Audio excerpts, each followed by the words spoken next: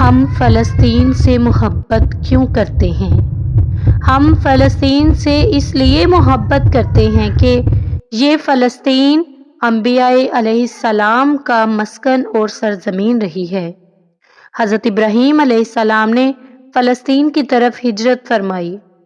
اللہ تبارک و تعالیٰ نے حضرت لوط علیہ السلام کو اس عذاب سے نجات دی جو ان کی قوم پر اسی جگہ نازل ہوا تھا۔ حضرت داؤد علیہ السلام نے اسی سرزمین پر سکونت رکھی اور یہیں پر اپنا ایک محراب بھی تعمیر فرمایا۔ حضرت سلیمان علیہ السلام اسی ملک میں بیٹھ کر ساری دنیا پر حکومت فرمایا کرتے تھے۔ چیونٹی کا وہ مشہور قصہ جس میں ایک چیونٹی نے اپنے باقی ساتھیوں سے کہا تھا، اے چیونٹیوں اپنے بلوں میں گھس جاؤ، یہی اس ملک میں واقع اسکلان شہر کی ایک وادی میں پیش آیا تھا جس کا نام بعد میں وادی النمل یعنی چیونٹیوں کی وادی رکھ دیا گیا تھا۔ حضرت زکریا علیہ السلام کا محراب بھی اسی شہر میں ہے۔ حضرت موسیٰ علیہ السلام نے اسی ملک کے بارے میں اپنے ساتھیوں سے کہا تھا کہ اس مقدس شہر میں داخل ہو جاؤ۔ انہوں نے اس شہر کو مقدس، اس شہر کے شرک سے پاک ہونے اور انبیاء علیہ السلام کے مسکن ہونے کی وجہ سے کہا تھا۔ اس شہر میں کئی معجزات وقوع پذیر ہوئے جن میں ایک کنواری بی بی حضرت مریم کے بطن سے حضرت عیسیٰ علیہ السلام کی ولادت مبارکہ بھی ہے۔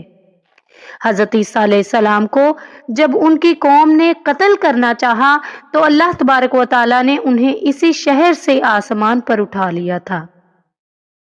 ولادت کے بعد جب عورت اپنی جسمانی کمزوری کی انتہا پر ہوتی ہے تو ایسی حالت میں بی بی مریم کا کھجور کے تنے کو ہلا دینا بھی ایک معجزہ الہی ہے۔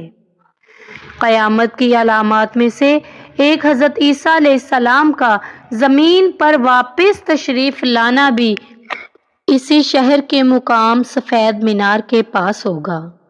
اسی شہر کے ہی مقام باب لد پر حضرت عیسیٰ علیہ السلام مسیح دجال کو قتل کریں گے۔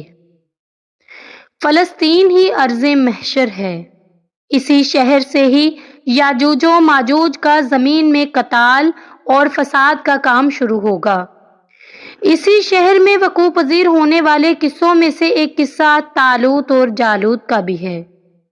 فلسطین کو نماز کی فرضیت کے بعد مسلمانوں کا قبلہ اول ہونے کا اعزاز بھی حاصل ہے۔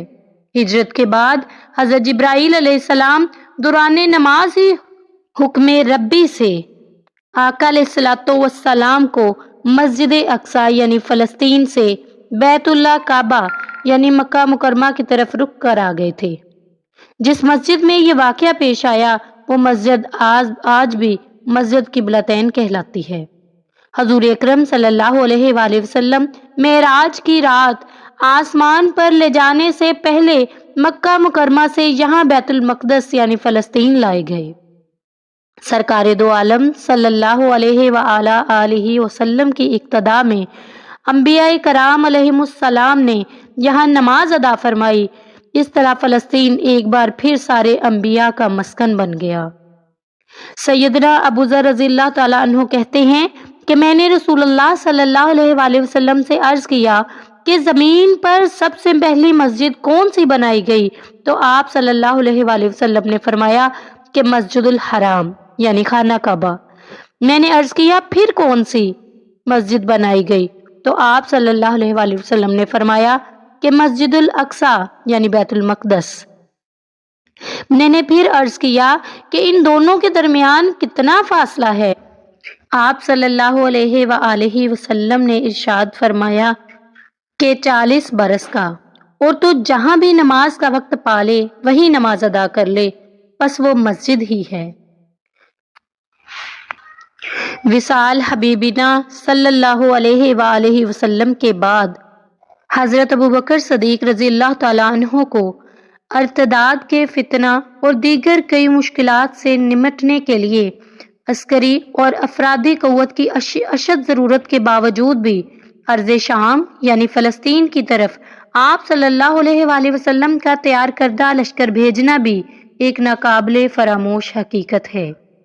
اسلام کے سنہری دور فاروقی میں دنیا بھر کی فتوحات کو چھوڑ کر محض فلسطین کی فتح کے لیے خود سیدنا عمر رضی اللہ تعالیٰ عنہ کا چل کر جانا اور یہاں پر جا کر نماز ادا کرنا اس شہر کی عظمت کو اجاگر کرتا ہے۔ دوسری بار بینا معراج کی رات بروز جمعہ 27 رجب 583 ہجری کو صلاح الدین ایوبی کے ہاتھوں اس شہر کا دوبارہ فتح ہونا بھی ایک نشانی ہے۔ بیت المقدس کا نام قدس قرآن سے پہلے تک ہوا کرتا تھا۔ قرآن نازل ہوا تو اس کا نام مسجد اقصی رکھ دیا گیا۔ قدس اس شہر کے اس تقدیس کی وجہ سے ہے جو اسے دوسرے شہروں سے ممتاز کرتی ہے۔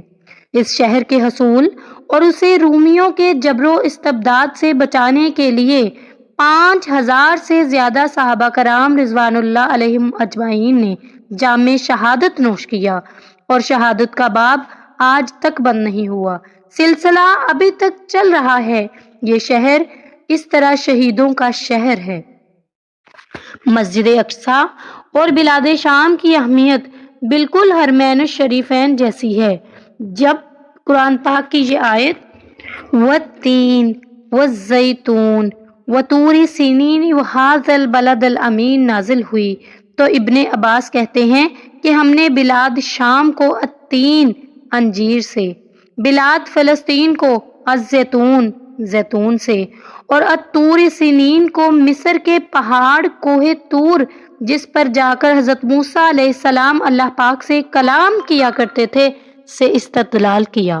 فلسطین کی عظمت کا اندازہ اس بات سے بھی لگایا جا سکتا ہے یہاں پر پڑھی جانے والی ہر نماز کا اجر 500 گنا بڑھا کر دیا جاتا ہے۔